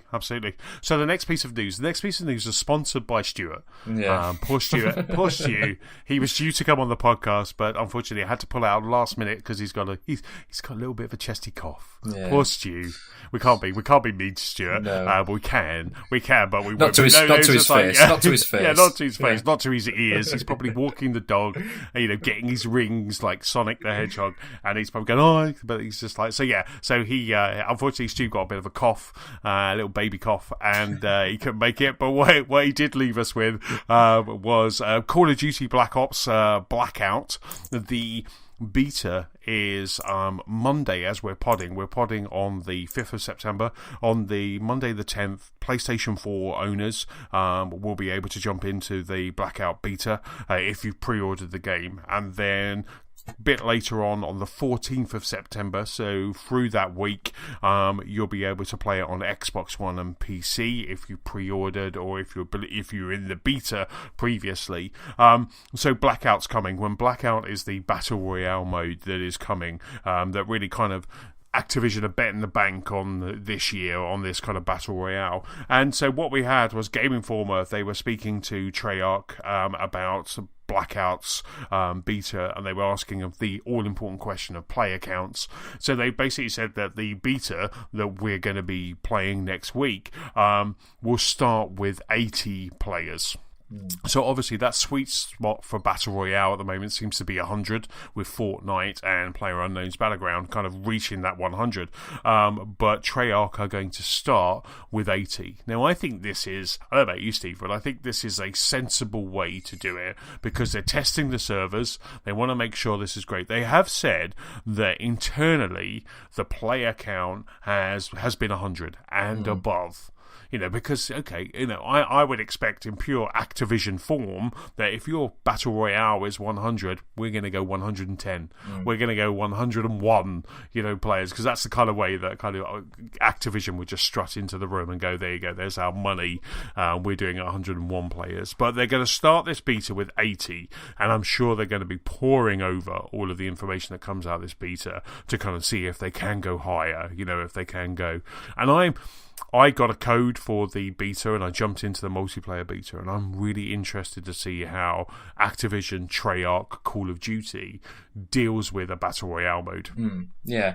No, like you say, it's a perfect stress test, isn't it, in terms of, well, in realistic sense, I think it would be easier to scale something up than scale something down. You know, I don't know if that's how it works in development, but like you say, let's start with 80. All right, okay, let's go with 90, because, yeah, it's all well and good that internally they've had 100, 110, whatever, but how's that worked with people across the world with different internet speeds, different connections, you know, different reliability, you know, different, because you might have tested it with 100, you know, people internally who know what they're doing, but then there's people who don't know what they're doing, you know, randomers, people who just, you know, do things, trying to break the game, you know, just, you know, you don't know how a game performs until people play the game. You know, it's like Forza, when Forza Horizon 4 comes out, you know, that will have been, you know, tested with people across different, you know, networks, internet connection, you know, things, because that's an open world the same way, you know, so, yeah, I'm, you know, the same as you. They'll try and trump them in whatever way they can, say, oh, well, we can get, like you say, 150, 140, whatever it is, you know, they'll try. Yeah. and trump it in whatever sense they can. I mean, they've already got one over like the Battlefield's, Firestorm Battle Royale mode, because they've stuck with 64, haven't they? As far as I'm aware, right. Right. So they've already got that over them, but it's just I'm just still the same. I just find it hard to get excited about these modes, and I've played a bit of Fortnite on the Switch, I've had a dabble in it, and it's all right, it's all right, but it's just not my cup of tea, and this is the thing, kids love it, kids are addicted to it, I keep seeing news articles left, right and centre about, some kids kicked his mum in the face because she's tried to take Fortnite off of him, it's just, she went bankrupt because he spent a lot of money on Fortnite DLC, and it's like, that's more an issue with your parenting than the kids, addiction to the Xbox, but, kids love it, it's the new thing, isn't it, and all the, like we talked about the other week with the floss dancing and, Fortnite dances that kids just copy and, replicate, mm-hmm. it's the thing, and this is a thing that'll sell, that this, if you mention to us, are you bothered for Call of Duty this year? No, Dad, it's got Fortnite Battle Royale mode in it. Oh yeah, I want it, I want it, buy it, and it's still got zombies in it, they've shunned the single player mode, haven't they?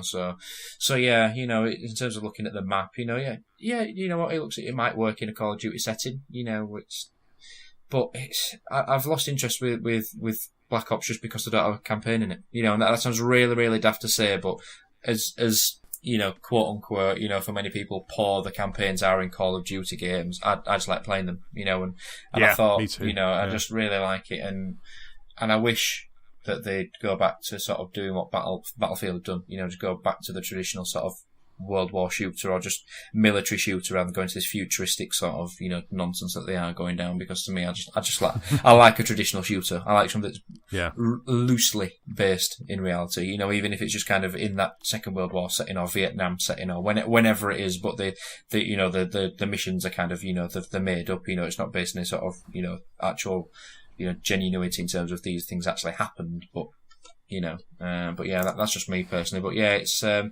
be interesting to see what they settle on in the end, because like I said, that 80 number is not fixed, is it? So where they go from there, who knows? Yeah, I'm sure they've got a ginormous dial at Treyarch. It's just like a big knob, and then they're just like, right, it's 80, 81, 82, 80. They just keep dialing it up, and that's how game development work, isn't it? It's just whole knobs and dials. That's how it's easy. Just make it sound difficult. Yeah. James, yeah, exactly. James just makes it sound difficult. That's all. I mean, it's interesting. Before we went up to pod, I unlocked version 1.0 of PlayerUnknown's Battleground. So that's come out of early access today. And that's now a proper game. So that's our fully first game. Started getting some achievements when I fired it up. Some achievements popped because obviously while I was playing it, while it was early access, I'd been racking up those statistics. So well done for doing that and not making me kind of go and play it again. So I'm going to jump into that. There's a new map. I want to jump into that a bit later. And also I'm downloading the beta for Battlefield V. Is it V or is it 5? I just don't know. Guess it's 5. I want to say 5, but no, it can't, because they had like Battlefield 1 last year. So I'm not sure if the vernacular is V or 5. But I downloaded the beta for that. I think that's kind of starting at the weekend. Obviously, it's got a battle Spidey for my game time, but it's good just to kind of jump in. I'm sure you'll be paid by the mention for Spider-Man references in here, but yeah, it's. Can I say, speaking of Spider-Man? Yeah, speaking of which. Yes, moving swiftly on. But yeah, I mean, in that very same article we're referring to, it refers to a Battlefield 5, so I'm guessing it is. So we've gone straight from Battlefield 1 to Battlefield 5. So yeah, right. Why not? Makes sense. See, that I guess that is for you is more of a game that you'd want to play. I mean, it's been moved now, hasn't it? It's been delayed slightly to November. So you don't have to kind of wrestle your Red Dead time. Yeah, which I don't mind that, whether it's any sort of sense of or sort of sign that they're worried about the quality of the game or not, I don't know, but surely there's nothing wrong with them saying, do you know what, we're just getting out of that foot race, we're getting out of that arms race, we'll just wait till you've had your time and then we'll drop our own bomb and there you go, so I don't mind that at all, but like, whether or not it's a sign of things to come or not, I don't know, but Battlefield doing, obviously from the trailer that we saw at E3, it's clearly grounded in terms of the setting, in terms of its World War II. The weapons will be genuine. The planes, the tanks, the vehicles. But the stories in that game will be completely fictional. But I don't mind that because it's just I like playing that traditional and historical game that you can also learn things from. I think that's more the thing in terms of they're an education as much as anything. For kids who are playing, who maybe don't like history at school, that sort of thing. A lot can be learnt from just even sort of playing that game in terms of knowing what happened, what went on, etc. So yeah, it'll be interesting to see. Absolutely, and like I say, I'm hopefully over the weekend I'll kind of have a bit of a play. I think next week for Black Ops for me, and then but over the weekend kind of Battlefield 5 have a bit of a go of that. Maybe kind of next week have a bit more of a comparison if I can't stop talking about Spider-Man. But thanks, Stu, for that.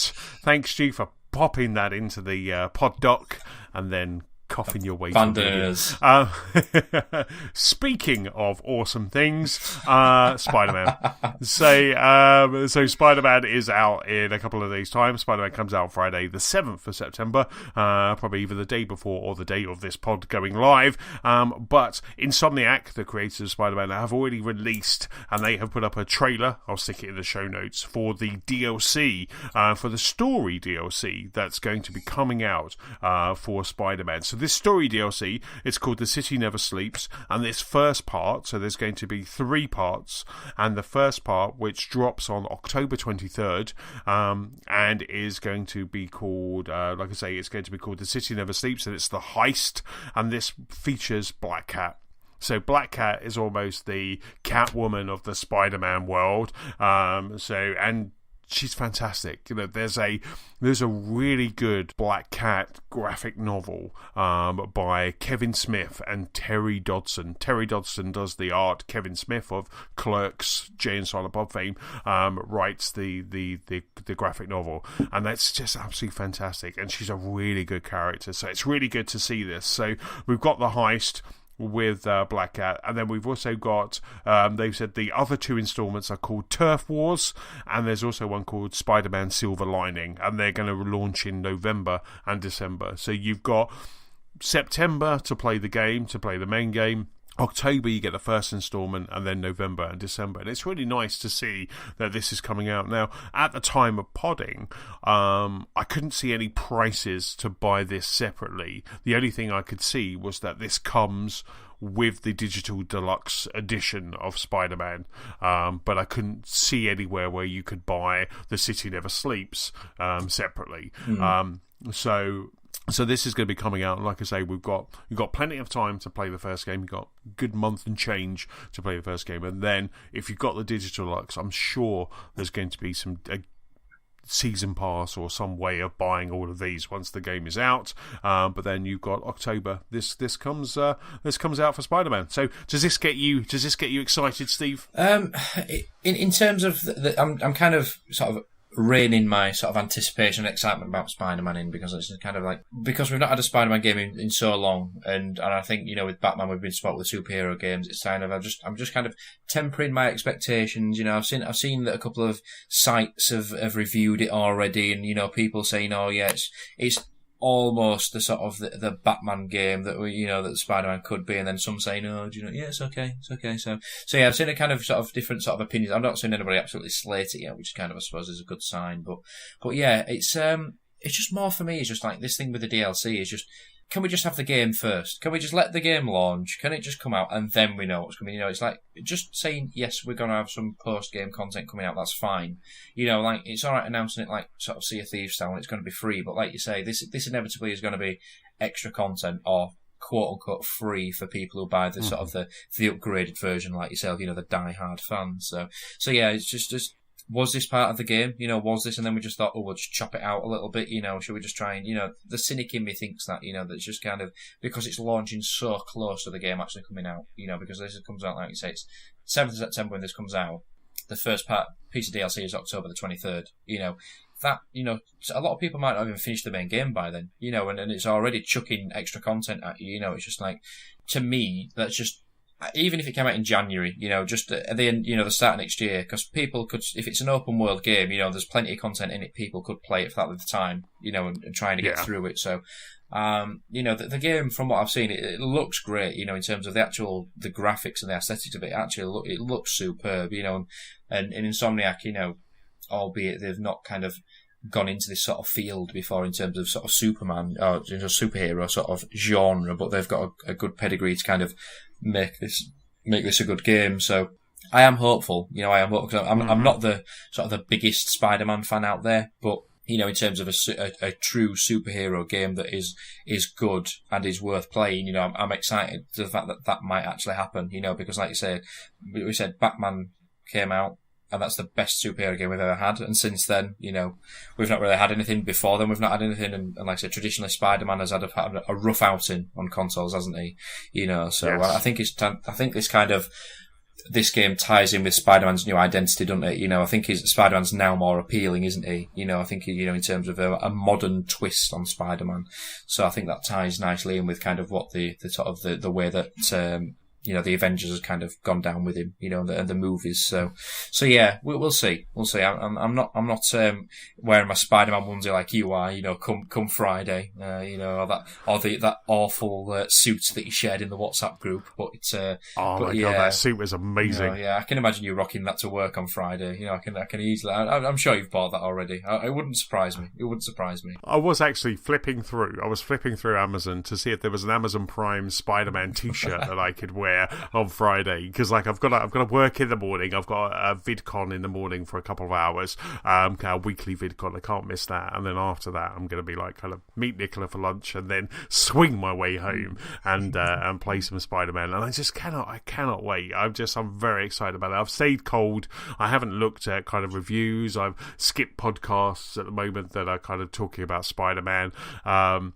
So I'm looking forward to just Friday, just kind of downstairs, movie room, turned up obnoxiously loud, and just play Spider-Man for a long time. Yeah. And then obviously Nick will come home. But then also on Friday we've also got Iron Fist Season 2 as well. So it's kind of like a Marvel double bill in the Chesson house. Yeah. Just burst with excitement, won't you? Just want where to put yourself. Exactly. I'll be early Saturday morning the following day kind of playing some more.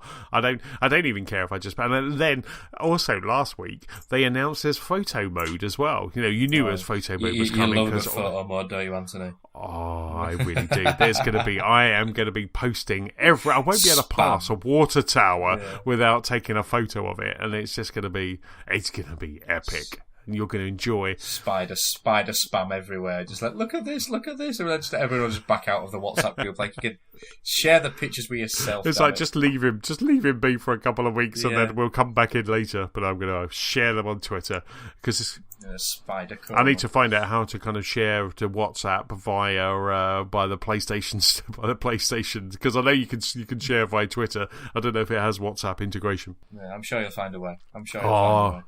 Yes, but I have to remember, with great power comes great responsibility. So, I have to watch it. Anyway, Steve, that's Spider-Man. We'll have more on Spider-Man next week. I'm sure we're going to be talking a lot about Spider-Man. But next piece of news is with you. Yeah, so this actually came out today, just this afternoon before we came to pod. So it's the fact we'll be getting another Nintendo Direct tomorrow, which will be Thursday evening as we pod on the Wednesday.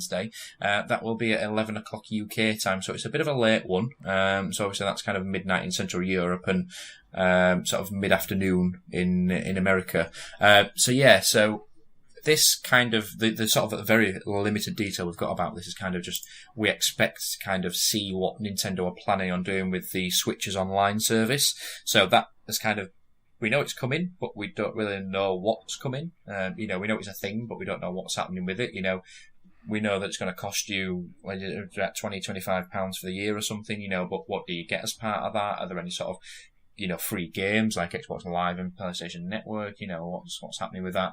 And as you probably rightly said in the WhatsApp group, it's probably just an excuse to talk about more blooming Smash Brothers. It's just, we'll be expecting all this information about the Switch, it's online and blah, blah, blah, blah, blah. And it's the official description is tune in for roughly 35 minutes of information on upcoming Nintendo 3DS and Nintendo Switch titles.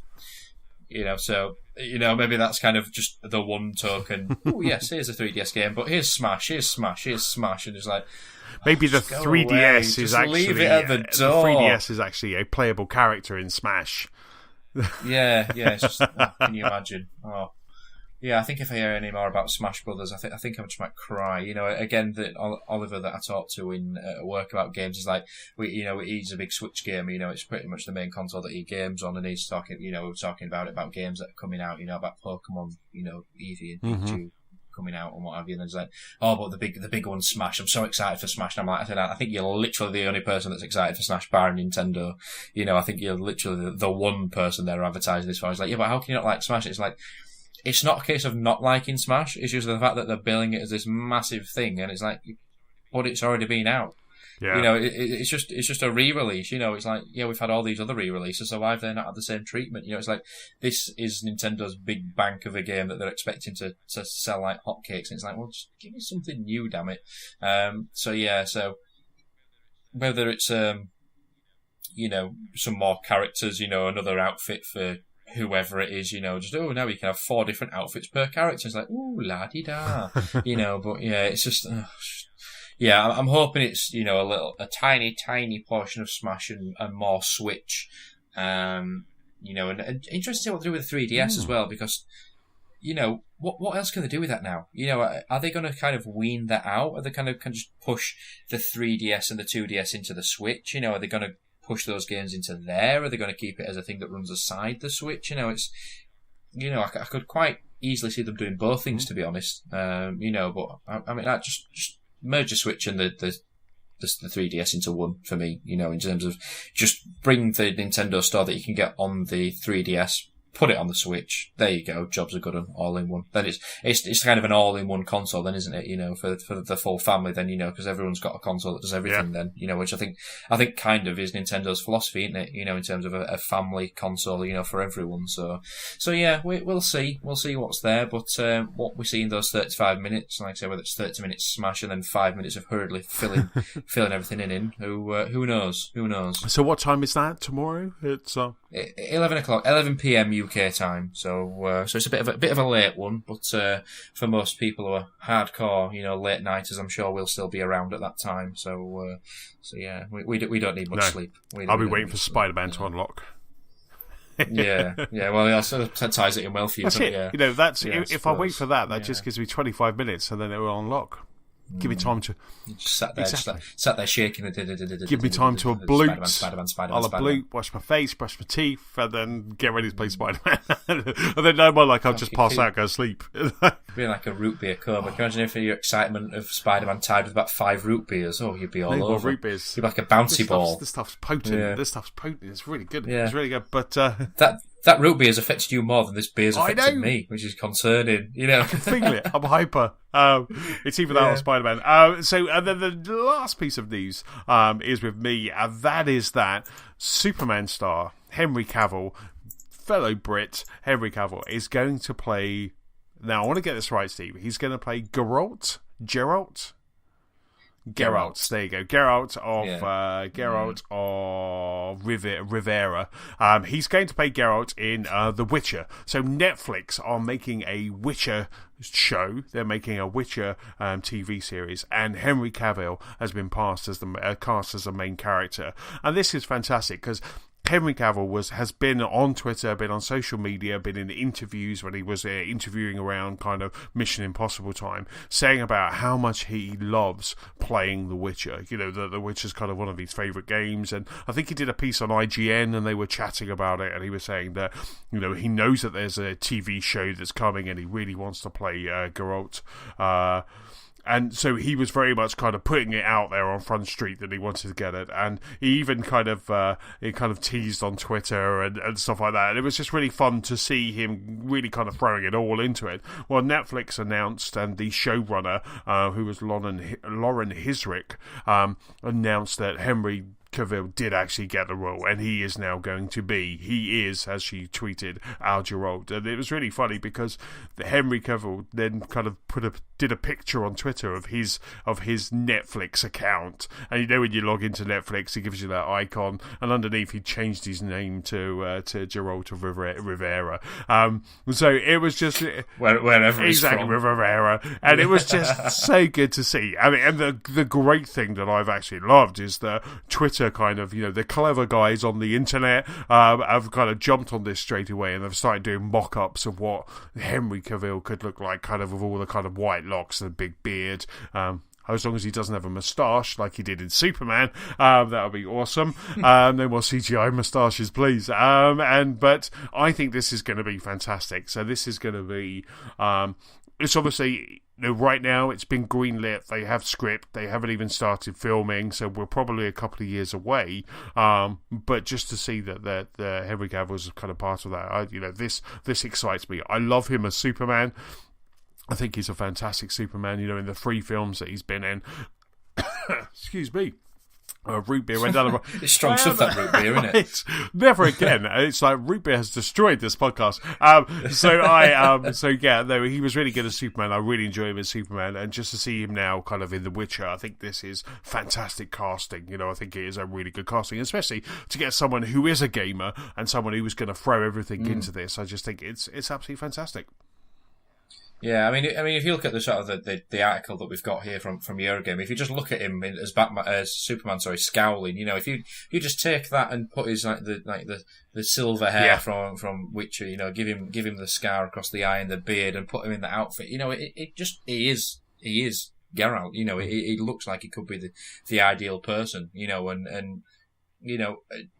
props to them, like you say, for recruiting and getting somebody on board, like you say, who is a gamer, and who clearly has, a passion for these sort of things by playing Batman and gaming, that sort of thing. Because, like you say, he will give his everything to this role, and Netflix is just a huge powerhouse at the moment, isn't it? For series and, getting, sort of these sort of franchises and these licenses, for Marvel and other things, it's huge right now. And The Witcher, albeit I didn't finish The Witcher 3, but even if they just kind of re-brought to life The Witcher 3, that'd be an amazing TV series, and even going beyond that, if they do their own thing, that world is phenomenal. The story, the characters, the world, the monsters, they could go anywhere with that, and it's really exciting that this could be a thing, and that may in the future mould the games, in terms of, or vice versa, in terms of, because obviously CD Projekt Red are working on Cyberpunk 2077 now, so obviously The Witcher's temporarily put to one side, with this series coming out, just like, all right, we'll see where it goes. And then, well, maybe they'll continue the next game from that, or they'll tie the next series in with a game, because if they could kind of go the route that kind of Microsoft wanted to go down with the Halo TV series, if they kind of merge it into one or offer a kind of a bit of a crossover, then, who knows? But yeah, it's good to see it's fan service, isn't it? That's the main thing. It's complete fan service in terms of we'll get somebody who will do a good job, not just because he's a good actor, but because he has a passion for this, and that's the main thing. So yeah, it'll be interesting to see where they go with it. In terms of what to do, but it's definitely something that I'll certainly want to sort of tune into and see what they do, because, like I say, these sort of, it's, if you look 10 years ago, in terms of obviously when I was at school, these sort of things weren't cool, in terms of liking DC, liking Marvel, liking games. In terms of this, can you imagine saying that there was going to be a Superman series on Netflix or on the TV or something? It's completely unimaginable. But now it's like, it's the thing, isn't it? Everyone loves it, regardless of what your background is or what your main interests are. These sort of things are hot property right now. Yeah, absolutely. If you look at that article, and I'll stick it in the show notes, but if you look at the bottom of that article, there's someone called Boss Logic on Twitter, and he's done a mock-up of like Henry Cavill kind of as Geralt, and it's incredible. It looks amazing. Like I say, I'll stick a link to either his Twitter page or to that, and it's just fantastic. It's a really good mock-up. And like you say, we've got this coming. We've got Teen Titans are coming as well. That Warner Brothers show with the Nightwing and stuff like that, from the kind of with Nightwing and Cyborg. And there's so many really good TV shows. I love The Flash. Supergirl's fantastic. There's some really good. But this is just, I like this. I like that, because The Witcher, correct me if I'm wrong, The Witcher's kind of, it's a novel first, wasn't it? So it's a novel, and then it was a game, but it's a game where it kind of really got the popularity. So there's a lot of source material there for them to make not one but two series, and just kind of keep going. So I'm just, I reckon you're spot on there. It's like after Cyberpunk's maybe been put out and they've done DLC. They'll then focus more on the Witcher, going back to that Witcher world, and then lead on, bridge between two, have a bit of a backstory, make Geralt look a bit more like Henry Cavill, kind of offer a Superman DLC, all of that sort of stuff. And I just offer a Spider-Man costume. Offer a Spider-Man. And then, this will just be, it will be great. I cannot wait to kind of see what the actual kind of mock-ups look like. And like I say, we'll probably a year out until we actually see him that. But he's already buff. He's already ready. So he's already camera ready because he's still kind of Prepped. Exactly. He's still Superman ripped. So he's ready. So we'll just have to wait and see. But yeah, I think great casting. Netflix kind of knocking it out of the park yet again. Yeah, it'd be interesting to see if anything, any more sort of games that have come from novels or vice versa are kind of given the sort of the Netflix or TV treatment as well. Because I know there's kind of been thoughts about having an Uncharted movie being bandied around, that sort of thing. But if, given what Netflix have put out recently in terms of the quality of TV shows they've had recently, if anything else could get a sort of an outing, in terms of, Tomb Raider, for example, with the Tomb Raider games, if they could, if that could get, a TV series, something like that, it might, spin a whole thing like Netflix gaming or something, just like a subscription dedicated to gaming TV shows or series. It's just kind of the possibilities there are kind of endless in a way, aren't they? Did you ever see that the last Tomb Raider? The Tomb Raider that came out this year, the one with Alicia Vikander. Did you ever see that? I haven't watched it all the way. I've seen bits of it. I haven't watched it all the way through. No, but I know it's kind of I've kind of not seen it in its entirety. Right. Because I've been tempted, like I say, when I was flicking through iTunes at the weekend looking for a movie, I was tempted. We almost kind of watched Tomb Raider, but we watched the Potato Peel Society instead. I'm very tempted to see it, especially with the new Tomb Raider coming out very soon as well, isn't it? The new Tomb Raider comes next month. I think. This month. Yeah. It's this month. Oh, is it this month? All right, 2 weeks away. When am I going to play these things? I don't know. Where's my time going to go? No more work, just gaming. No more work, just gaming. No more. Pay me to play games. Pay me to play games, damn it. Exactly. So, on that awesome note, that's about it for this episode. Big thank you for listening, Steve. Thank you very much for pulling up a mic. No, thank you for having me again. It's been awesome. And don't forget, you can catch up with us at gamersoflostspark.com. You can also find us on Facebook, on Twitter, we're Lost Spark Pod. You can find us on YouTube and also Gamers of Lost Spark, PS4 Community, and Xbox One Club. Steve, where can people catch up with you? So I am Steve Carter91 on the Xbox Live scene. I'm Cartera on PSN, and I am at Steve_Carter91 on Twitter. Excellent stuff. And for me, I am Chessman on Xbox Live and Nintendo Switch, PS-Chessman on the PlayStation Network playing Spider-Man, and also Chessman UK on Twitter. Don't forget, if you have any feedback, please send it to our email address. That's feedback@gamersofthespark.com. I'm just going to go and wait for Spider-Man. So say goodbye, Steve. Goodbye. I'm going to go shut myself in a room somewhere and just pretend it's all happening. Turn my WhatsApp notifications off and just wait till it blows over. Just wait till it's been and gone. Yeah, maybe if I'm next week, we'll let you have a side of like a half an hour, sort of like, not a rant, but a side of just here you go. You talk for half an hour. We'll wait. I'll just record it on my own in a room. Yeah. I really like Spider-Man. It's really good. Blah blah blah blah. Right. See you later on. See you next week. Edit. Yeah.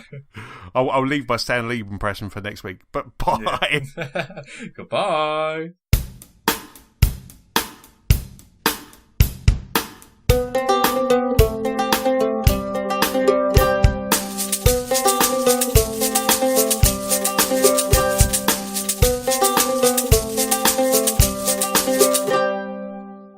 Longest goodbye ever. Yeah. Oh my god, The that was longest awesome. outro ever.